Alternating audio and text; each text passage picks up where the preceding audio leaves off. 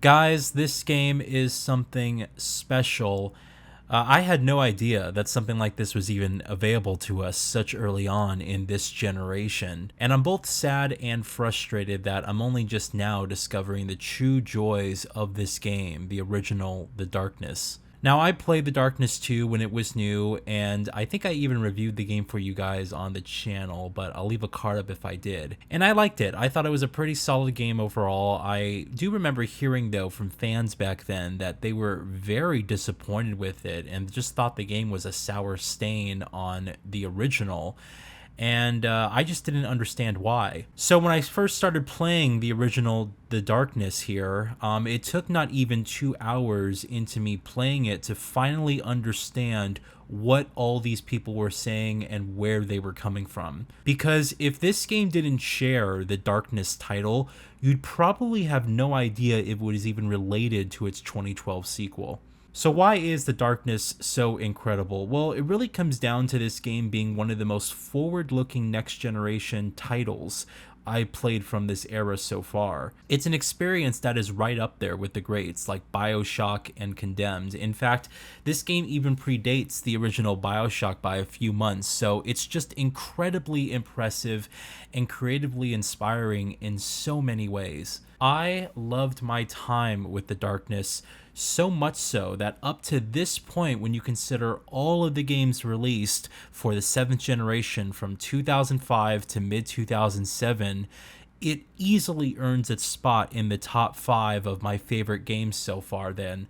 And I want to break down just about all of the incredible elements in this game that it has to offer, and there's a lot to cover here, and it's all deserving of some mention. And please, if the game's eluded you up to this point in your life, like it has for me, trust me, you must make time to experience this thing for yourself. It's a damn near masterpiece.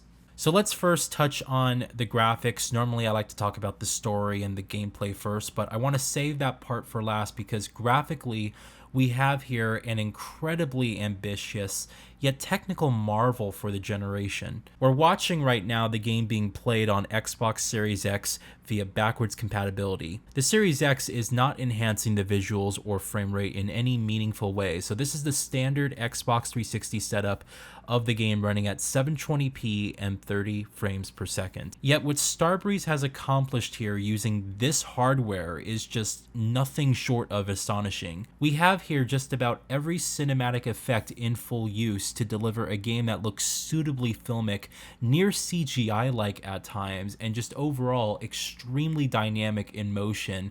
It looks like a game that could have easily released on the 8th generation of consoles. We have full object and screen-based motion blur with a very high sample count, bloom, high density film grain, dynamic lighting, and shadows. Perhaps the only thing that gives it away that this is a 2007 video game are the character models, and even those are quite comfortably good looking when comparing them to other games released during its time. It just feels like this game is squeezing every ounce out of the power of the Xbox 360, especially when you consider that ragdoll animations, bullet caustics, and even glass, which breaks dynamically by the way, depending on where it's hit and the weapon type, all of it stays on screen. So when you get done with a firefight in this game, all you have to do is look around and see the destruction and shattered windows to tell you just how intense that fight really was. I just can't speak enough about the presentation here.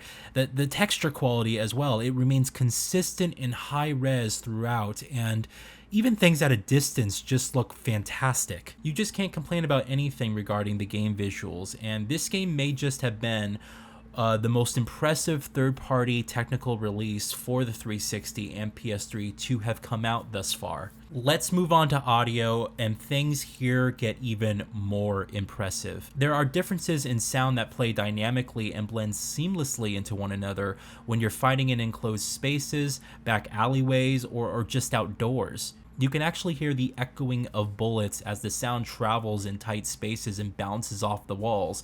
And then when you're in the city, you just get this incredible echo. You feel like the sound just travels all around you. It's insane. The voice acting here is also delivered with such an amount of care and personality. Every character is voiced with finesse and professionalism, and even the side characters that don't mean too much to the story, you'll actually start to care for these people as you meet them, and all of their voice actors just do a phenomenal job in enriching their personalities and truly making you feel for them in their situation. If that wasn't enough, a haunting soundtrack also accompanies you along your journey, and it's just so much fun. It's creepy where it needs to be, it's exciting during action sequences, and best of all, it's epic and grand and present throughout the game. It just enhances the already superb visual presentation. What's even greater is just the sheer amount of variety in the music. It bounces back from more rock and roll level action music to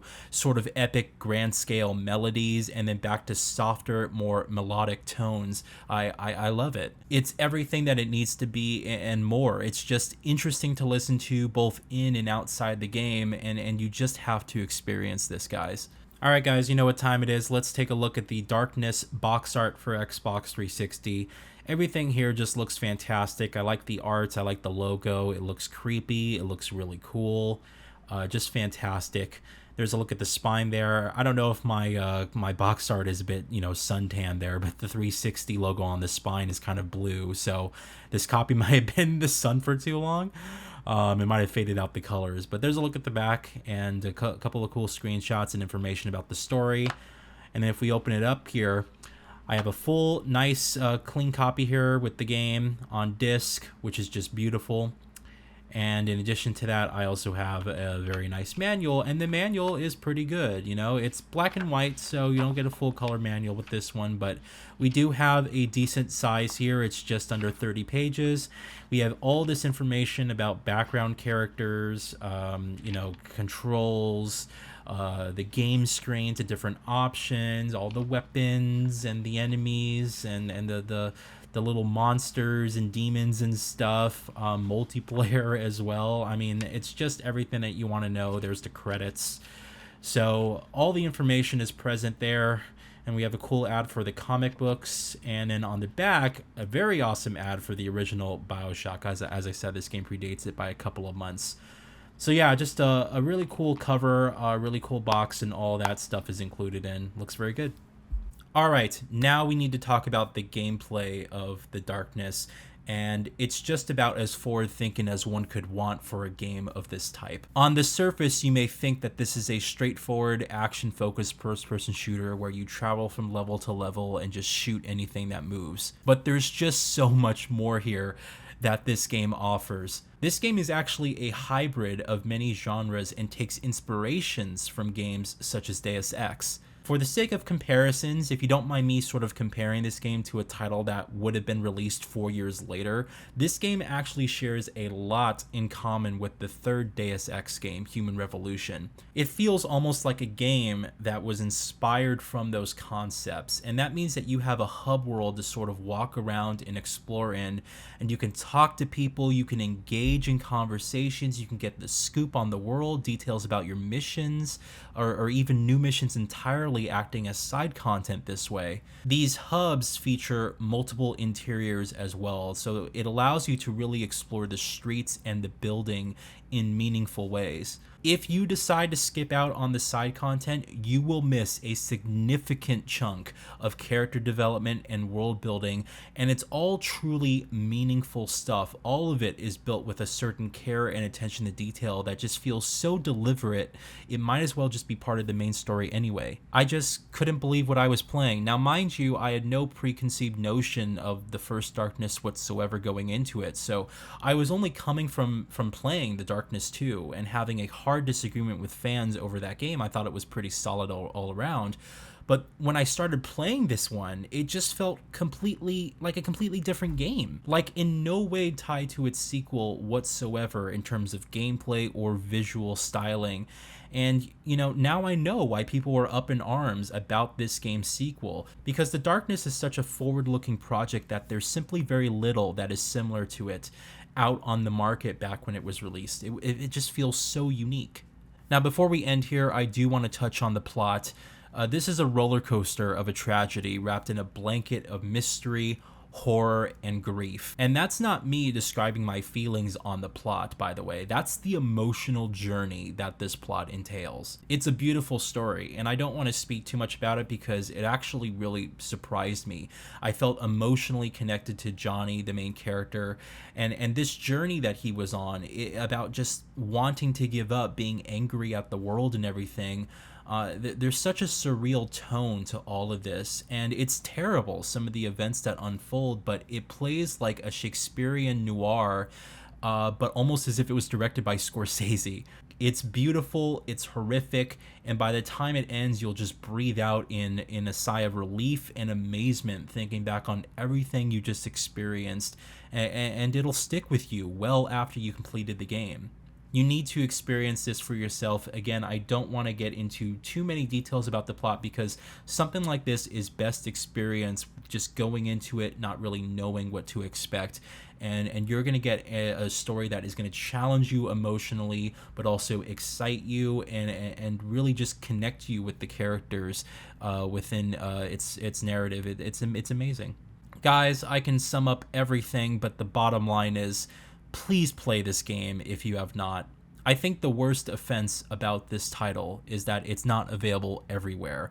There is no PC release of the original The Darkness. It was only released on the PS3 and Xbox 360, and both versions of the game are pretty good from what I hear, but yeah, no PC release. This is unfortunately the best the game will ever look. It's trapped on these consoles, and perhaps the only saving grace is it's available digitally and is backwards compatible, so that's great, but having a PC release to just push the visuals even further, the frame rate, and just to have it immortalized on that platform would be phenomenal. Perhaps in time we could get a re-release of the game for PC. We have seen older titles eventually end up getting relisted or just made again for PC, and this is one that definitely needs a home on that platform, especially because it feels like such a PC-centric game to begin with. For now though, please do yourself a favor and pick this one up if you have not. Enjoy it, and for those of you who did play this game, let me know what your favorite moments are. I'd be curious to know what this game sort of means to all of you who played it back in 2007, especially because it was such a unique game for the time, and I think it just did so much more than what people were expecting. Regardless, it's absolutely worth a revisit even after all these years, and it's just a classic in today's light. Have a good one, guys, and thank you all for watching. Speak with you all later.